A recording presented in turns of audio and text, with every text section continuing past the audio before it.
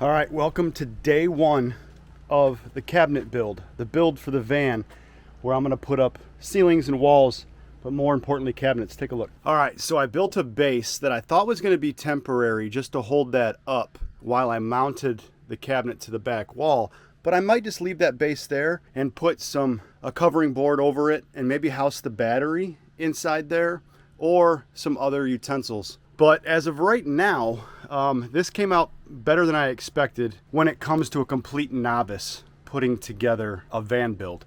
I picked some very cheap cabinets. They were like 80 bucks for the big one here, and I think that one was 60 or 65. And I wanted to go with cheap ones because I'm a novice. I don't know what I'm doing for the most part. I'm just winging it.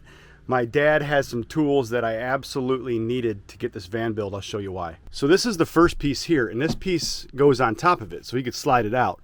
But I didn't have enough room in between here and up top. You can see that I took a planer. My dad actually has a electric planer right here, and what this does is it's got this spool, this knife spool on the bottom of it, and it just takes off a little bit of wood at a time, which I needed to shave off this much of the wood on each side. You can see how much I removed.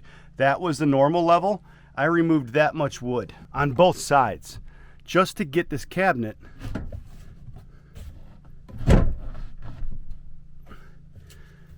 to fit flush inside the van. Now what I need to do is I need to secure the top to the bottom cabinet. And what I'm gonna do is I'm gonna take 1x2s and I'm going to fasten these two together by putting 1x2s here on each side, this side and that side. That way the top is molded to the bottom. All right, I'm gonna finish that and check back in with you soon.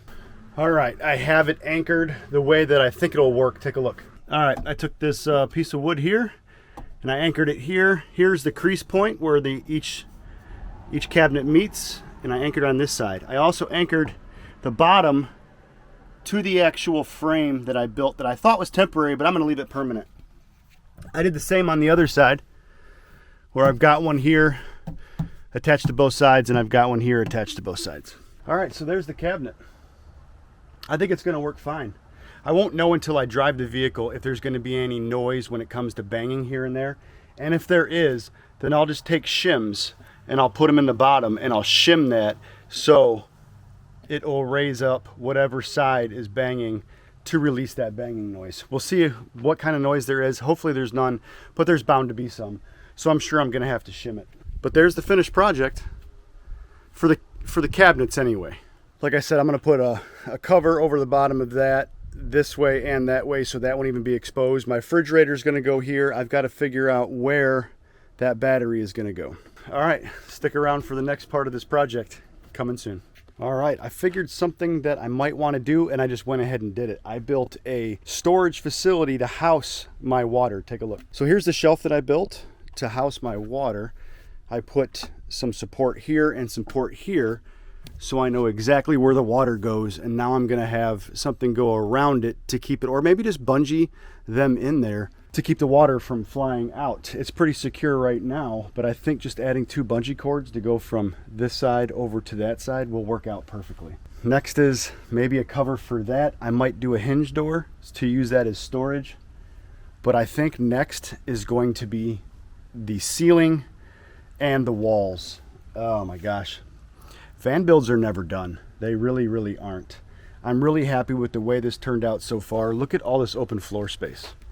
That's a lot of open floor space. My fridge will go there, and that battery is going to either have to go underneath there or housed somewhere else, which might be back in the rear.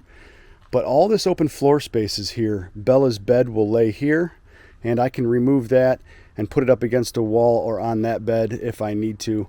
But I'll probably just throw it up in the front seat when you want to use this area as a studio. And in the future, I might have a table that folds down so I can have my studio facing outside the van.